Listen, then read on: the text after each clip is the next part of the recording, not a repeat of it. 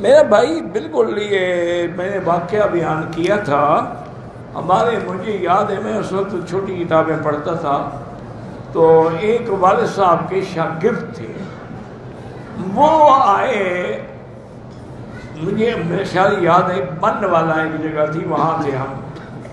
تو وہ آگے بیچارہ رونے لگ گیا. اس نے کہا حضرت میں نے یہ بڑی مشکل سے ایک زمین لی، پھر میں نے مدرسہ بنایا، مدرسہ شروع کیا. اب ہمارے مدرسے پر جنات کا اثر ہے.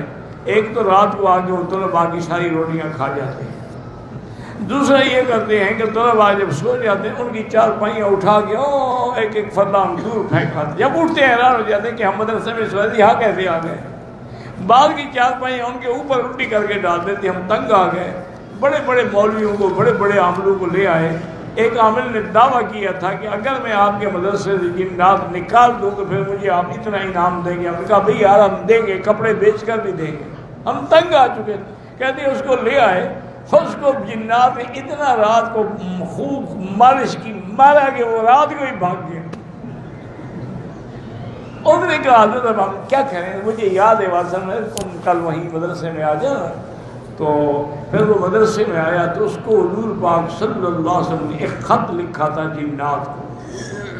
وہ کتابوں میں موجود ہے، شاید مشکات شریف میں بھی آپ کو مل جائے.